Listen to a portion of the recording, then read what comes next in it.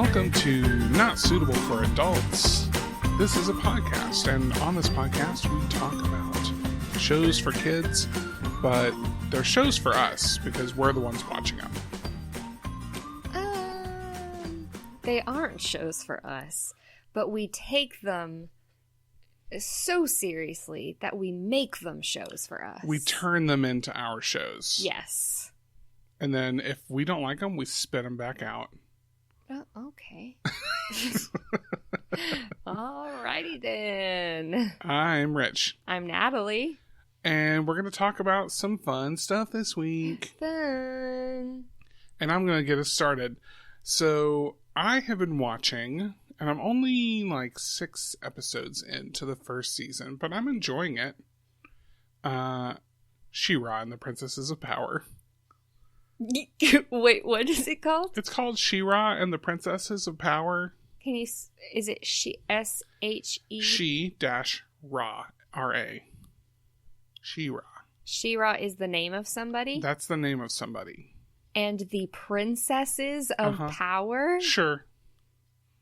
Man, you watch weird stuff. Here's what I know about She-Ra.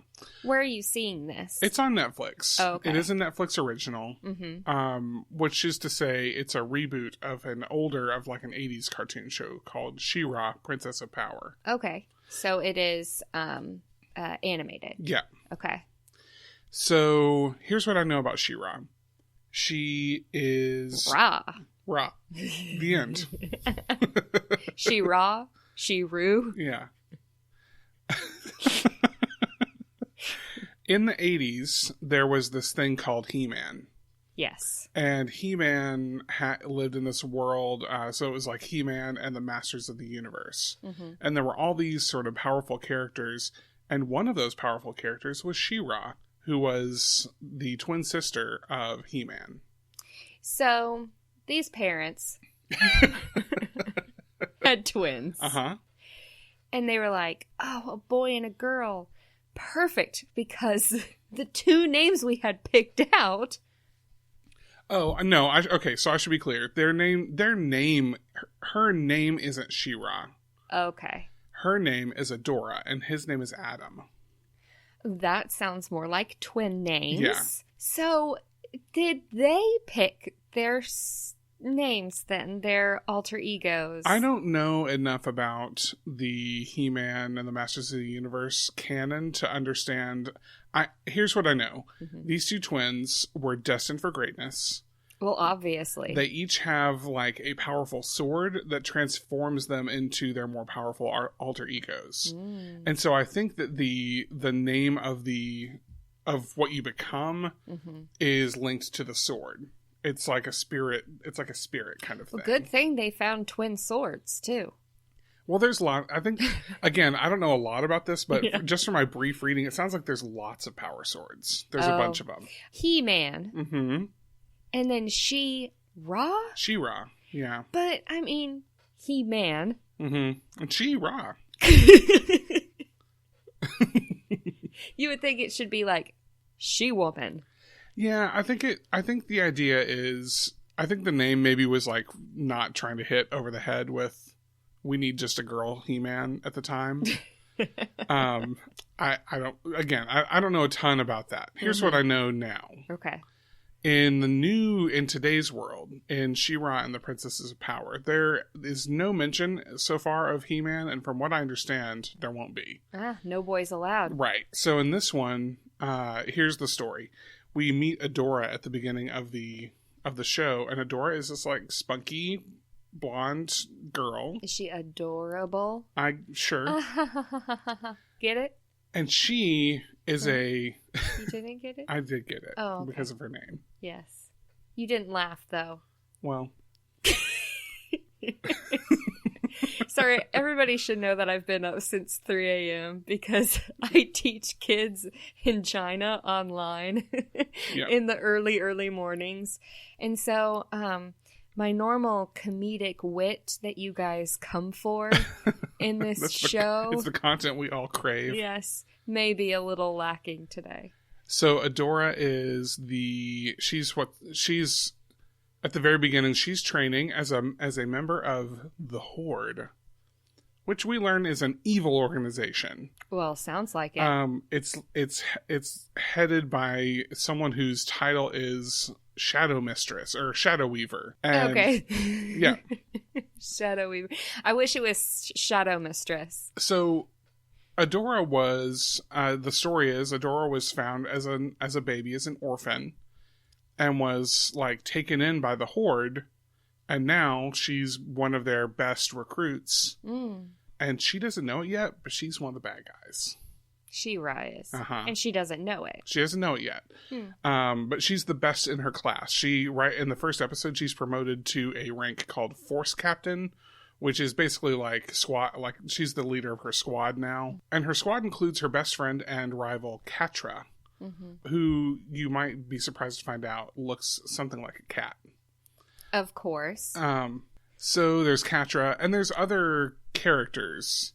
And the funny thing is that even though this organization is evil, the leaders, you can tell are evil. And the way you can tell is because they all look like shadowy, wispy ghosts. But the people are all kind of like, there are lots of like spunky and happy people in the Horde. So it's kind of funny. Right. So it's not like everybody's brooding and mean all the time. Right. And they don't even dress necessarily in like black armor or anything. Like her like training outfit is like this white and black and red sort of leotard thing. And so yeah, these aren't necessarily, you're looking at these characters and I think they're sort of setting this up at the beginning. Like, even though the Horde is bad, you get to see that not everyone in the Horde is so bad. And when you say they don't know that they're the bad people, what do they think they're doing? So they think that they are the right and just sort of leaders of the world, and that there's this rebellion being put on by these various nations who are headed up and led by these princesses. So they are trying to quell a rebellion by these princesses. And so in one of the first scenes, you see them sort of training in this holodeck kind of place. And the princesses are portrayed as sort of these energy beings with like big crackly smiley faces, which is of course not what they are going to really look like, because that's kind of what's the word? Sounds creepy. Yeah. So anyway, one thing leads to another, and Force Captain Adora sort of goes out on her own one night, sort of joyriding after she's been promoted with her friend Catra. And she gets separated, and she finds this sword in the woods all by herself. And right about that time... As you would. Yeah, as all great heroes do. Yes, I mean, you go for a joyride with your BFF.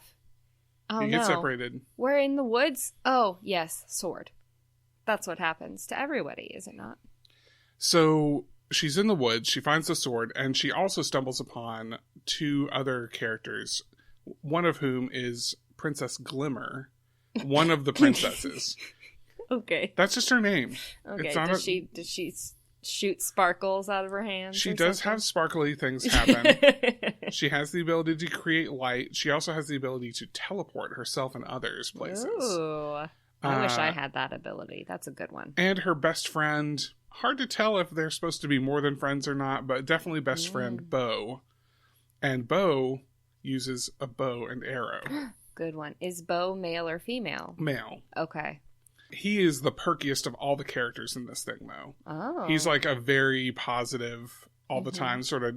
It's interesting the way that they flip some dynamics in this. Yeah. He's very much like, understand what I'm saying here, folks, because I think that this is cool. I think it's a cool thing that they've done here.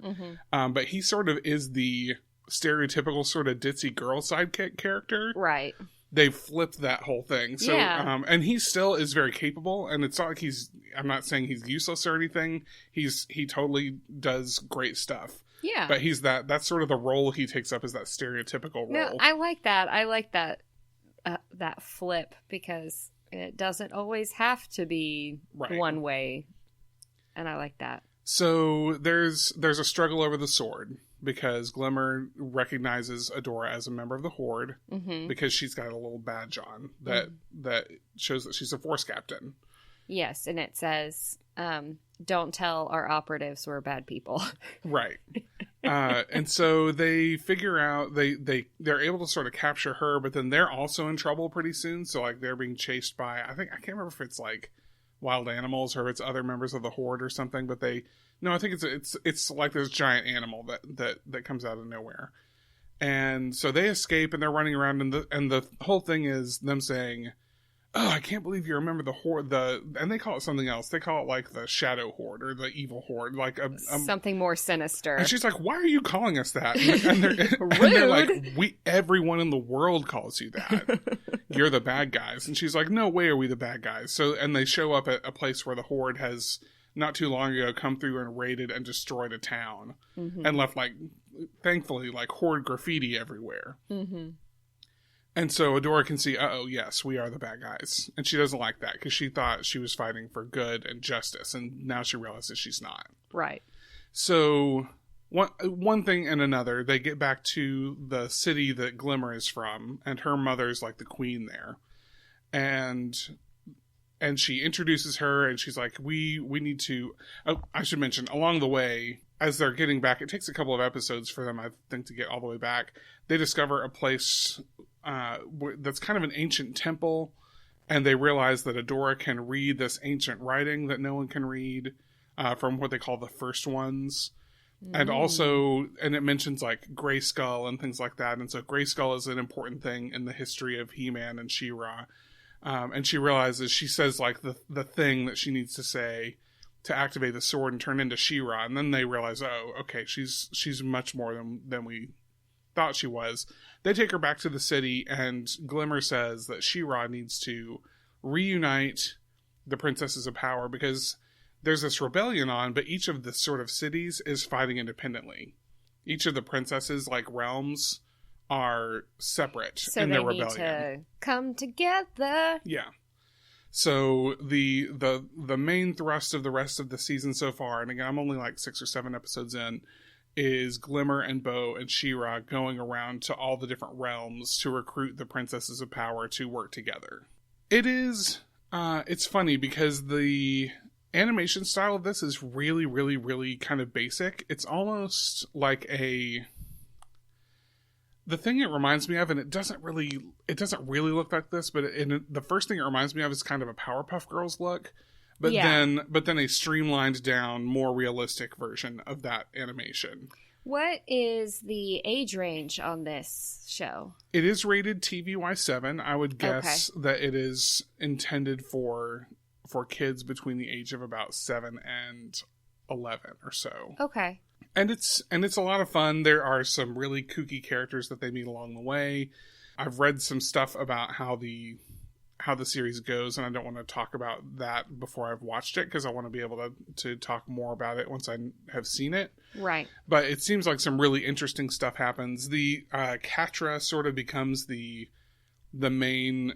So there's this overarching sort of shadowy organization, but Catra becomes the bad guy. She turns into the one that is chasing... Now she's chasing Adora and trying to stop the Princesses of Power. Which, yes... Obviously. Yeah.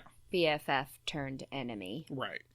And it's interesting because even already they've re-met a couple of times and they still talk very much like friends. So she's like, you need to come home. You're messing up in a big way here, Adora. So Catra's saying, if you need to come home so that we can make this right because everyone at home is really mad at you now, basically. It's so far, I'm actually quite enjoying it. I posted it on someone's Facebook feed the other day. They were like, I just finished watching Avatar on Netflix. What should I watch? Or what are you watching? And what should I watch now? Mm-hmm. And I was like, well, I'm watching She-Ra and the Princesses of Power. And you can't prove that it's more than just watching it because of this podcast. It's actually quite fun. I'm liking it quite a lot. Good. Nice. I'll watch the rest of this show. There's 5 seasons. Oh my goodness. Yeah. And you're on the first season? I'm on the first season. Wow. And the cool thing about this is the original character of She-Ra in the 80s, the show got canceled before they could wrap up the story. And so the idea was that that He-Man and She-Ra, like they sort of get together, but then she goes back to this planet Eternia, which is where all of this stuff is set. I know. She goes back to Eternia to do what we're talking about, to create an alliance of princesses to basically keep the world, keep peace in the world. And that show gets canceled before that ever happens. And it's kind of cool at the very beginning of this, they talk about like we remember that there was this person, She-Ra, in times past who wanted to unite the world, and they keep talking about how that never worked out. They were never able to like successfully unite everyone, and so now this iteration of She-Ra is like trying to do the same thing again. So it's almost a soft reboot. She-Ra is not always the same person. Well, it's weird. Like I said, I think She-Ra sort of follows the sword. Gotcha. But also, both of the characters who have become She-Ra in all of history have been named Adora. So I think it's kind of like a soft reboot of just She-Ra. Start naming your kids Adora, people. That's right. Never know when she might be the next She-Ra. She might just find a sword in the woods. Sheetrock. Oh. That's what that makes me think of. Sheetrock. Yeah. It reminds me of like the Egyptian god Ra. That's what I think of when I hear it. I think the word sheetrock. Two great things. Yes. Yeah, great. Yeah, awesome. All right, let's do our question of the day. Question of the day. We haven't got to really do that a lot lately because I know. We keep not being able to think of questions. Well, there's only so many questions inside, like, sort of kid media. Mm-hmm. But this week we've got something new that we're going to do. Yeah. I decided our question of the day should be, which Disney character are we? But we can't just pick. We did a very in-depth, scientific BuzzFeed personality test. Yeah. And if you're wanting to take this personality test, let me get back up to the top of it. And it's a slider. I think that's interesting. It's not like a scale. If you're like introverted is a 1, extroverted is a 5, and you pick a 3. Like, it's not like that. It's a slider that determines. I've just never really seen a slider do that before. And if you want to take this in-depth personality test, it's on BuzzFeed. It's just under which Disney character am I? It's the title of it says, this in-depth personality test will reveal which Disney character you are with 100% accuracy.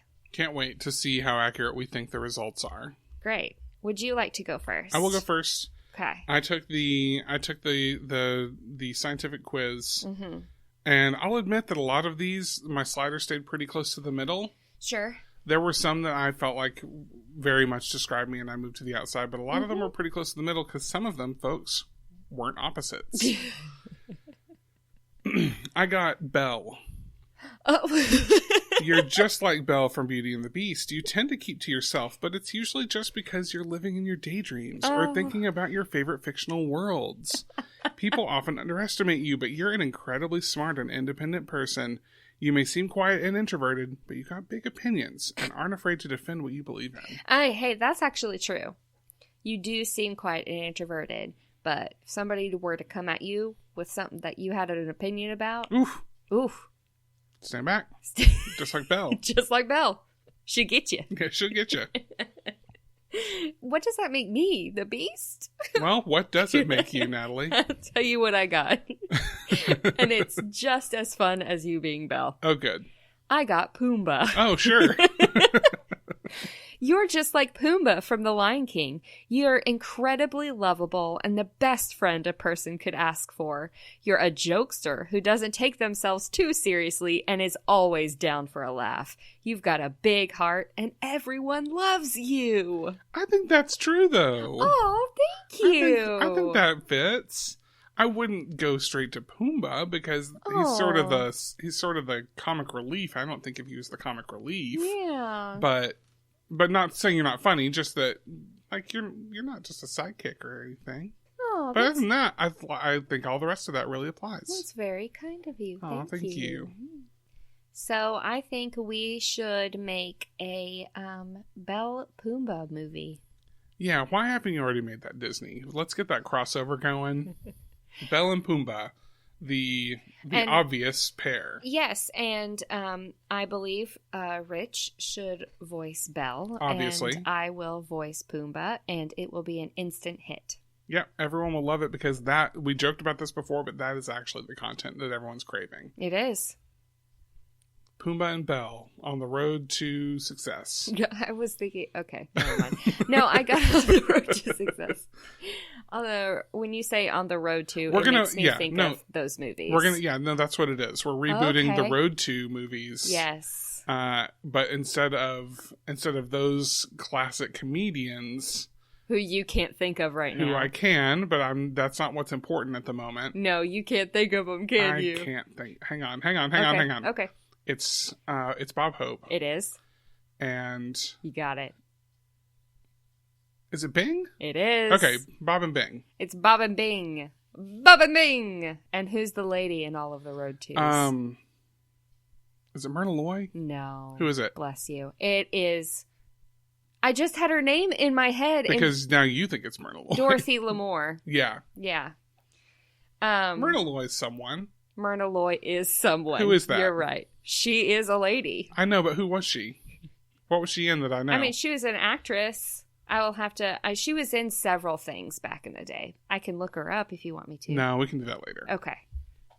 Dorothy Lamour. Dorothy Lamour. If you guys don't know the Road to movies... Yeah, let's turn this into a Road to podcast for a second. You didn't know the Road to movies until you married me. I didn't, because here's the thing. When it comes to movies, I came in with a lot of modern movie knowledge in our relationship, and Natalie came in with the classic movie knowledge. Mm-hmm. I spent a lot of time living with my family, lived with my grandparents for a little while when we were... when our house was under construction and we were moving and everything like that. And my Gramps is a huge old movie buff, and therefore I learned to love the classic old movies, the Turner classics. What's Myrna Loy? Myrna Loy's from the Thin Man movies. Oh, yes. Yeah, that's what. Yeah. Another one that I introduced to you. Yeah. The Thin Man movies, also very good. Okay, wow. No, that's good. Those are actually some really good movies that you can like watch with your kids, and well, I don't know. They're not gonna appreciate it. No, I was gonna say part like in the Thin Man movies, mm-hmm. the two like main characters are raging alcoholics. But it's funny.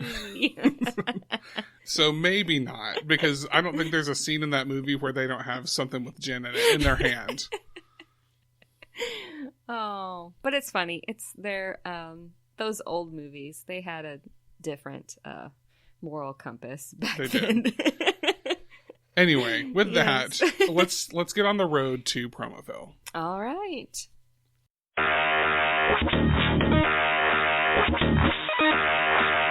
Everyone, no matter how big a geek you are, has movies that they haven't seen that have other geeks saying, "How have you never seen this movie?" Well, we're here to help. At the Now You've Seen It podcast, we help you fill those gaps in your geek cred one movie at a time.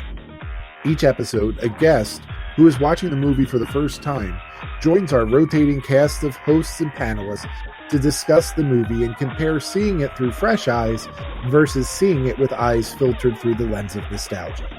You can find Now You've Seen It on Facebook at facebook.com/Now You've Seen It, no apostrophe, or wherever you get your podcasts.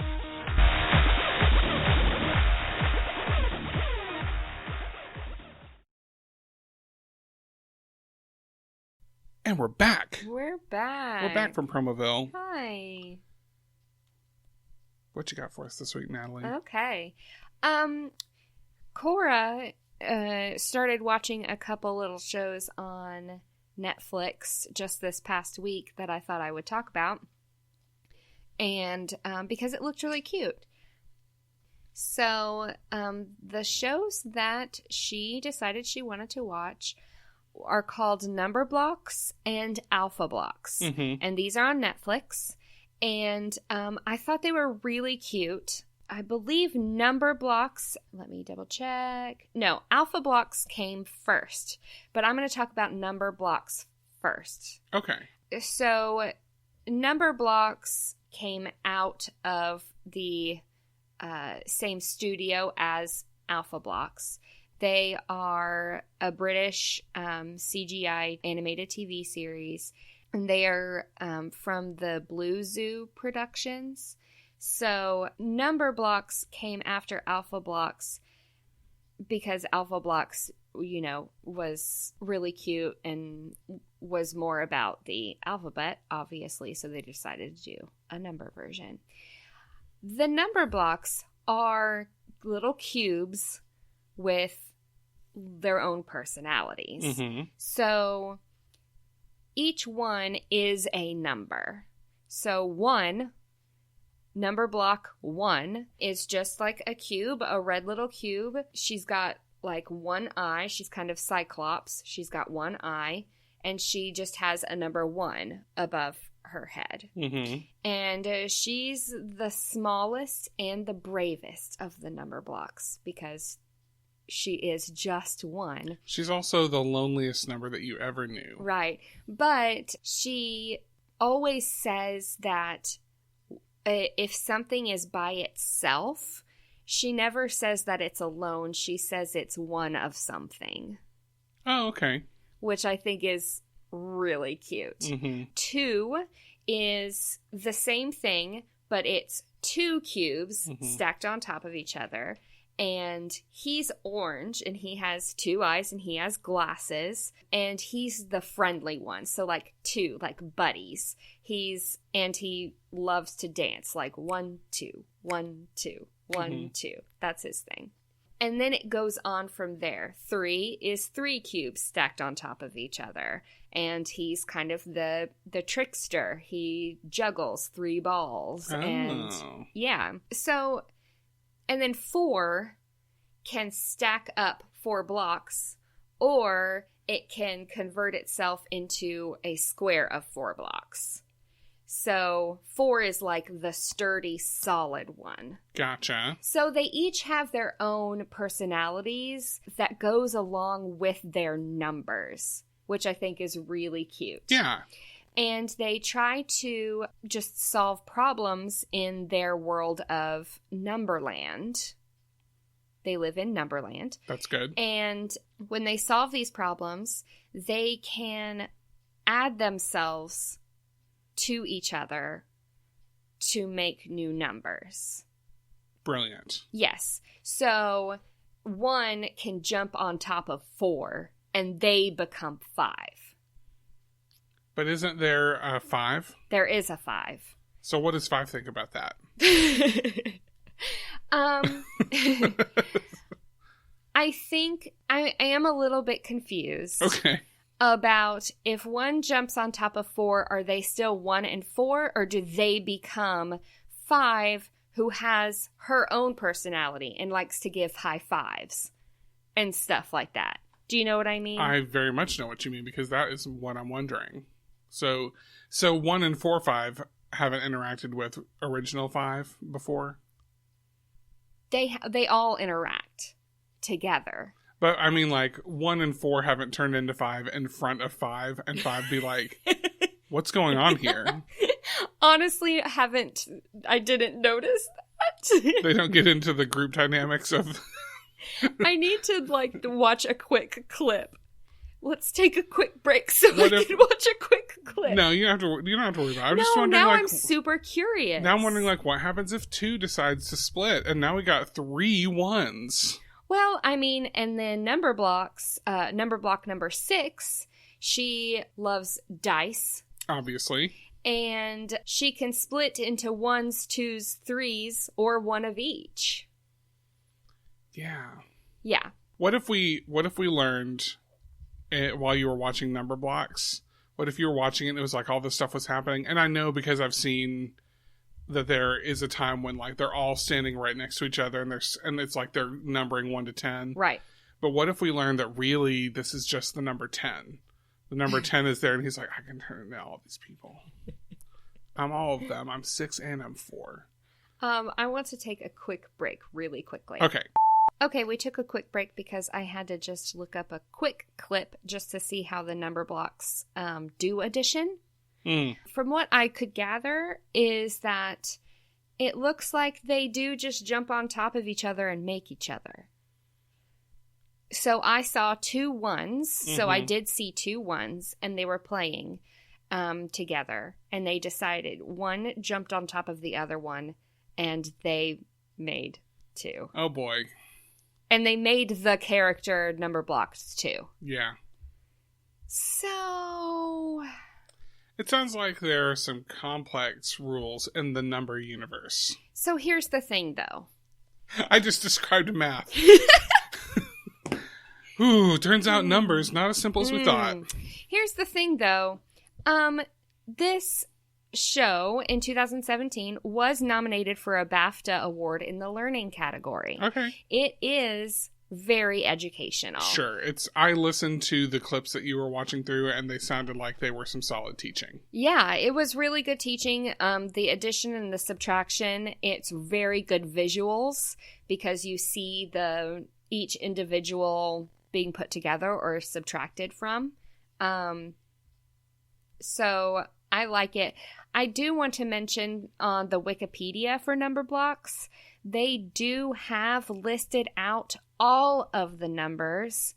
All the numbers on the universe? All of the numbers up to 100. Okay. And what they look like and what their personalities are. And it does say at the top of this, it says, this section may contain an excessive amount of intricate detail that may interest only a particular audience. We have found a niche here, people, and we are just going to go with it for a second.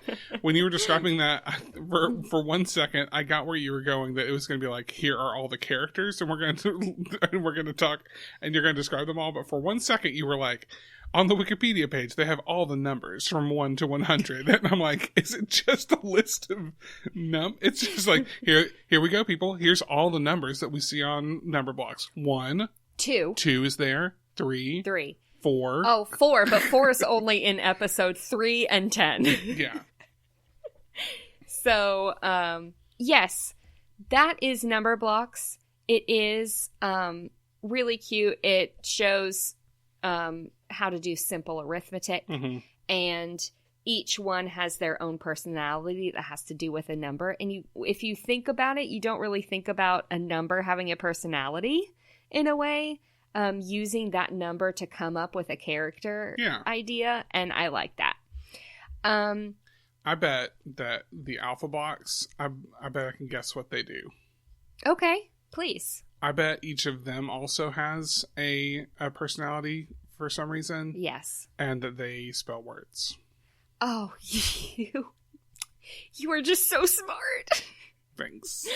You can learn all about the Alphablocks and the Numberblocks on learningblocks.tv. They have their own website. They have apps. They have computer games. It looks quite educational. Cool. So I'm going to go back to the Alphablocks, who was the OG of the Learning Blocks group. It began in 2010. And it is also on Netflix, and Cora has been watching Alphablocks as well. Alphablocks is basically the same thing that I described with Numberblocks. They are little characters. They look more like rounded cubes. Like, they're not as square. They look like app icons. Yeah. Oh, yeah, they do. And they have little clear hats on that have their number or letter inside of it, so you know which one is which. And they also, yes, have their own personalities attached to the letter that they portray. It's like they each have kind of a word isn't like they all kind of have a word right. that represents their personality that begins with their letter? Right. So A is accident prone. Oh, okay. Not where I thought you were going. She falls a lot. What is her? But what is? So that's her character. A, accident prone. She has a Band-Aid, literally like a Band-Aid on her character. That's unfortunate. Or A. Yeah. B plays a bass guitar. Okay. And all of them say their sounds. Sure. So A will say and to communicate. Okay. And B will go to communicate. Okay. Okay. I feel like I've heard them. They do talk. Okay, I was gonna say they do talk, but like T, he kind of has a monocle and a mustache, and he goes t t t t, like he tisking and he's tutting, and he goes while he's thinking, like just that sort of thing. He loves tea and teapots, and that's his thing. Yeah. My favorite. And tea cakes. My favorite is Alphablock I. Okay. Now, what personality do you think I would have? Inquisitive. Oh, I like that. That would be better than what it is. Oh, good. She thinks she's the most important. Oh, okay. I see. That's smart. Yeah, so she is important, and she is interesting, and she is the best because she's I. Okay, so she's a narcissist. Yes. Okay. Isn't that interesting? Yeah, I like it. She likes to sing. She thinks everybody else thinks that her singing is lovely too. Okay. Yeah. There is, everyone, a wiki. There is a Alphablocks wiki. But it's deep. And it deep dives into each letter. So this wiki lists each, this is on fandom. Mm-hmm. This wiki lists each letter, who they are voiced by, what their personality is, what their name is, what their human name is, okay, what their birthday is, what, how old they are, what their family is, who their best friends are, and who their enemies are. Man. There's a lot there. Yeah. Yes. So, for example, on this wiki, I just pulled up the letter H. H is the 8th letter in the Alphablock gang. She loves to keep fit by running, and this is just the basic personality that they put into H, is she's always kind of huffing like okay, because she's running and she's out of breath a lot. Okay. So she's using that H sound. Who she's voiced by, her name is H, but her human name is Harley Umi. Her birthday is April 12th. She is 8 years old. She's female. Her personality is out of breath. Like so many of the best heroes in our world, out of breath. Describes them. That's their main thing. Her family is Mrs. Umi, who is her mother. Her friends are the other Alphablocks. It sounds like maybe on the fandom site, like, so if you haven't seen this, like, people can create all sorts of wikis for different shows, right, and such at fandom. So it sounds like maybe there was a template for a character wiki, and that maybe whoever did the one for the Alphablocks just didn't know how to delete a field or something. Because they're like, we need to know about we need to know about their family, I guess. Needs a birthday. Yeah. So I could go into more of a deep dive. If you go deep dive into the Numberblocks, Alphablocks, you meet some really interesting online characters. So what I'm wondering is now, and I don't think we can probably answer this because we may not have seen enough of it, but it sounds like one of two things has happened. Either someone has created a deep lore and canon just in their own mind about the Alphablocks, and they've recorded it on this online wiki, or the writers of Alphablocks created a deep lore and canon around the Alphablocks, and you just haven't seen it yet. There's like story and backstory and backbiting and murder. And I read earlier, I wish I could find which letter it was, but it says in episode something, this letter gets shot by a sniper. I'm serious. It says that. That's crazy. In episode 21, he got shot by a sniper. This is the letter W. What? I don't know what that means. W is very weepy, wailing, crying. Whoa, whoa, whoa. He always gets hurt and upset. He needed to be taken out. Yeah. This is also a really educational show because they solve problems. I should have said this before we went into the deep dive on the wiki. They do solve problems in their own land, where they come together to create words. Right. And when they create words, those words come to life. Yeah, as all great words do. I mean, literally.